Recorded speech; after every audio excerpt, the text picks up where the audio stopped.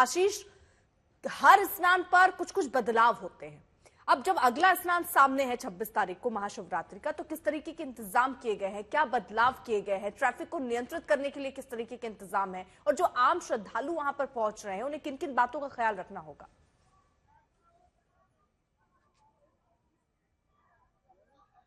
देखिए अर्पिता, अभी आपने जो तस्वीर देखी और हमारे सहयोगी संतोष ने जो आपको तस्वीरें दिखाई वो संगम नोस की दिखाई है। लेकिन मैं आपको कुछ चीजें पहले बता दूं कि जो इस बार का स्नान है आखिरी वो स्नान होगा महाशिवरात्रि का, जहां पर पूरा देश इंतजार कर रहा है कि वो यहाँ पर स्नान करने की प्रयास में है। यहाँ तक सीएम योगी आदित्यनाथ की भी ये पहल है कि वो इस स्नान को बहुत सफल बनाए, और इसके लिए वो तैयारियां की गई जो शायद अभी तक पूरे मेले में नहीं की गई थी, क्योंकि माना जा रहा है इस शिवरात्रि पर पूरे देश भर से करोड़ों लोग आएंगे। और इसी वजह से चाहे एडीजी ट्रैफिक हो या एडीजी पुलिस हो या मेला के आईएएस अधिकारी हैं, उन सभी की अलग अलग ड्यूटी लगाई गई है।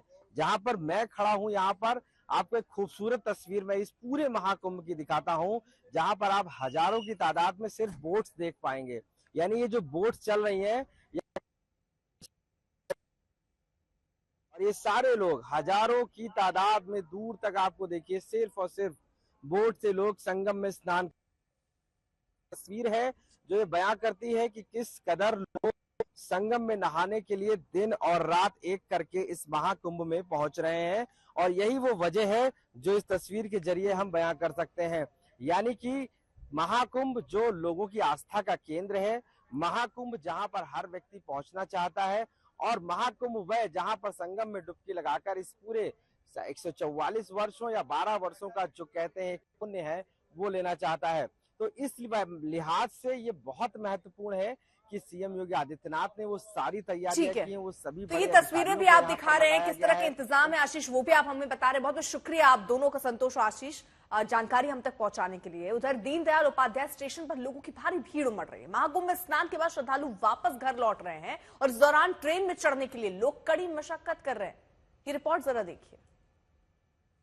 प्रयागराज महाकुंभ का आखिरी स्नान महाशिवरात्रि को होना है, लेकिन अभी से प्रयागराज की तरफ श्रद्धालुओं का रेला कूच कर रहा है। हमारी मौजूदगी इस वक्त पंडित दीनदयाल उपाध्याय जंक्शन पर है। आप देख सकते हैं हमारे पीछे किस तरह से भीड़ है। कुंभ मेला स्पेशल ट्रेन आई है, और ट्रेन में सवार होने की जद्दोजहद में ये हजारों की तादाद में जो पैसेंजर्स हैं वो लगे हुए हैं, और सबकी बस यही इच्छा है कि किसी भी तरह से वो ट्रेन में सवार हो जाएं और प्रयागराज पहुंचे।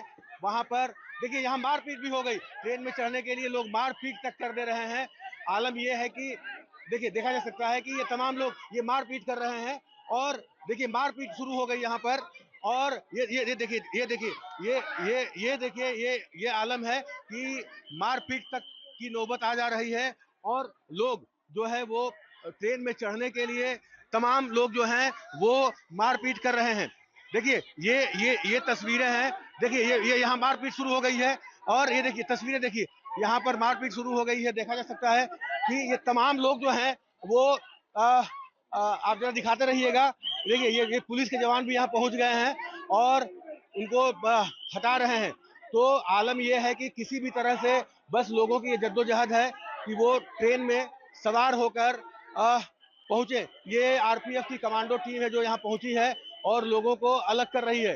तो देखा जा सकता है कि यहाँ पर जो तमाम लोग हैं वो किस कदर उत्साहित हैं और मारपीट पर उतारू हो जा रहे हैं। जैसे कि मैं सो रहा हूँ तो पिताजी को जगाना है मुझे, तो वो डायरेक्ट उठाने के बजाय, और हिंसा की परंपरा मेरे यहाँ नहीं थी सौभाग्य से, तो वो क्या करते थे कि उस कमरे में आ जाएंगे या बाहर से गुजरेंगे और चौपाई बोलेंगे, प्रात काल उठ गए रघुनाथा मात पिता गुरु नावई माता। कभी कभी मैं गुस्से में उठ करके अरे पापा, चरण स्पर्श किया और सो गया। मैंने कहा अब मत उठाना।